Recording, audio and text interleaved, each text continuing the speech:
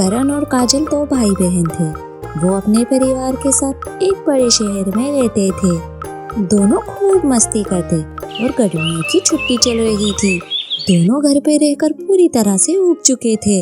उनके सारे दोस्त नानी या दादी के घर गए थे, लेकिन करण और काजल दोनों अपना वेकेशन घर पर ही मना रहे थे।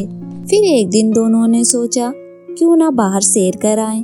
फिर दोनों शाम के वक्त बाहर घूमने चले गए। दीदी, पूरा वेकेशन खत्म हो गया, ना हम अपने गांव जा पाए ना कहीं रिश्तेदार के पास। ओ कम ऑन करण, कुछ दिन बचे हैं हमारे पास, हम इसी दिन को ही अच्छा बना लेंगे। करण काजल की बात सुन ही रहा था। करण ने दूसरी तरफ गार्डन देखा और उसकी तरफ भागता हुआ गया।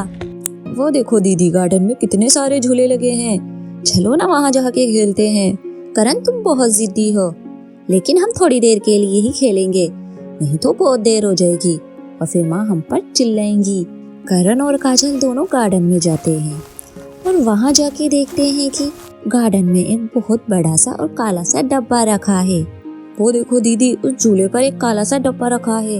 लगता है कोई यहाँ पर भूल गया है। लगता है किसी का यहाँ कीमती सामान छूट गया है। चलो चलकर देखते हैं, शायद हमारे ही कुछ काम आ जाए। नहीं, दूसरों का सामान चेक नहीं करना चाहिए, बुरी बात है, इससे हम मुसीबत में आ सकते हैं। काजल की बात ना सुनकर करण उस डब्बे के पास भाग कर जाता है और काजल भी उसके पीछे पीछे जाने लगती है। अरे दीदी देखो, इसमें तो एक चश्मा रखा है। अरे ये तो वैसा ही हाल हो गया, खुदा पहाड़ और निकली चुईया।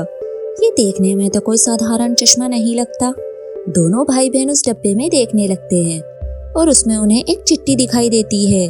दोनों उस डब्बे में से चश्मा बाहर निकालते हैं और साथ ही काजल चिट्ठी पढ़ने लगती है। दीदी क्या लिखा है चिट्ठी में, मुझे भी बताओ। रुको, मुझे पढ़ने दो। चिट्ठी बड़ी धुंधली नजर आ रही है।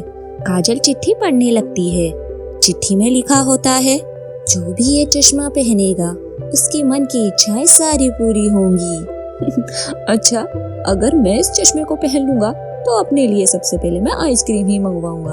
अगर मैं इस चश्मे को पहन लूंगी तो अपने लिए नए नए कपड़े मंगवाऊंगी। फिर करण ने वो चश्मा पहना। ए जादुई चश्मे, मुझे बहुत सारी आइसक्रीम और बहुत सारी चॉकलेट्स लाके दे दो प्लीज।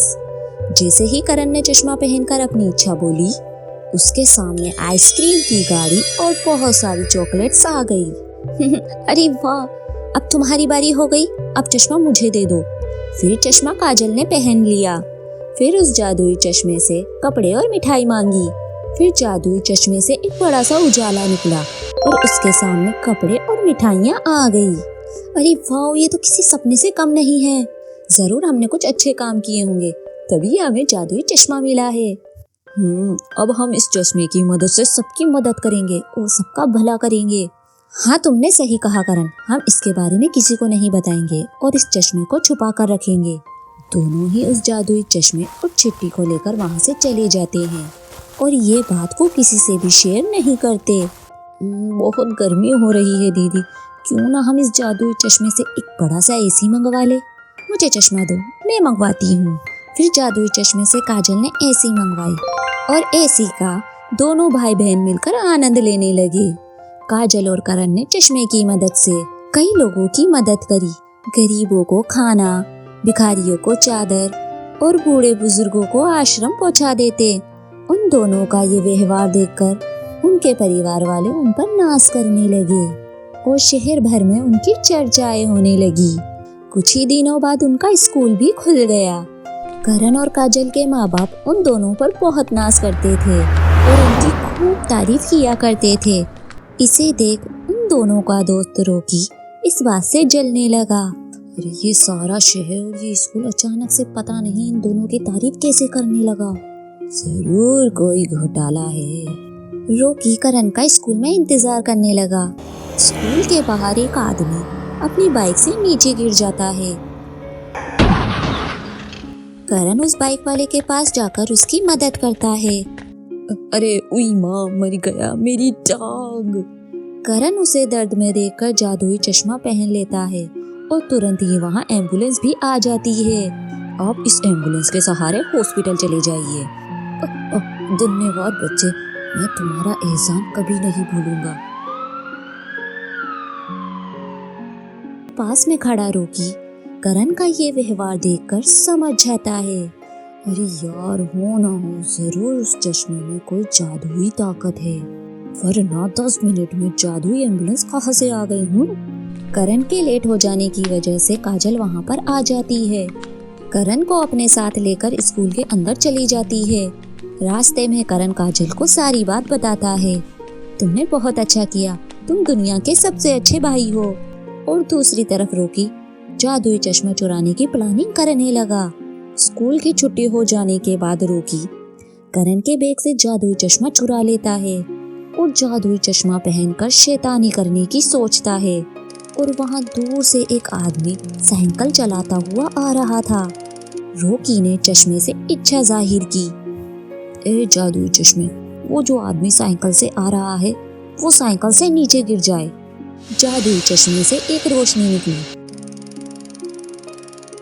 और वो आदमी साइकिल से नीचे गिर गया। अब आया ना मजा। इस चश्मे से मैं पूरे शहर को तबाह कर दूंगा और इस शहर पर राज करूंगा। और सुन बे रोकी, मुझे पता है चश्मा तूने लिया है, चुपचाप हमारा चश्मा हमें वापस दे दे और यहाँ से तू चला जा, वरना देख लेना। अरे वरना क्या? तुम दोनों के पास क्या सबूत है कि चश्मा मैंने लिया है? चलो जाओ, वरना मैं तुम दोनों को मजा चखा दूंगा। तुमसे ये उम्मीद नहीं थी रोकी, पहले तुमने हमारा चश्मा चुराया और अब ये सब। तुम दोनों ऐसे नहीं मानोगे, तुम दोनों को तो मैं अभी मजा चखाता हूँ। रोकी ने जादुई चश्मा निकाला और पहनकर जादुई चश्मे से अपनी इच्छा मांगी। ए जादुई चश्मे, इन दोनों भाई बहन को पेड़ की डाली से उल्टा लटका दे। जादुई चश्मे से रोशनी आने लगी और पेड़ की डाली धीरे धीरे से आगे बढ़ने लगी। जैसे ही पेड़ की डाली करण और काजल के पास आने लगी, काजल ने रोकी को जोर से धक्का दे दिया। फिर वो चश्मा रोकी के हाथ से गिर गया। करण, वो चश्मा जाकर जल्दी से ले लो। हाँ हाँ हाँ दीदी। करण वो चश्मा जाकर उठा लेता है और उसे पहन लेता है और चश्मा पहनकर कहता है, ए जादुई चश्मे, रोकी को पेड़ से उल्टा लटका दो। पेड़ की डाली रोकी के पास आकर उसे उल्टा लटका देती है। क्यों रोकी, मजा आ रहा है ना? कैसा लगा तुम्हें? तुम तो हम दोनों के पीछे पड़े थे ना, अब क्या हो गया? अरे क्या हो गया, मुझे बहुत दर्द हो रहा है। अरे मुझे नीचे उतारो, मुझे माफ कर दो। करण और काजल रोकी को माफ कर देते हैं और उसे पेड़ से नीचे उतार देते हैं।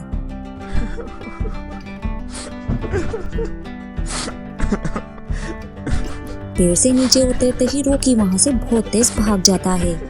क्यों, मजा आया ना दीदी?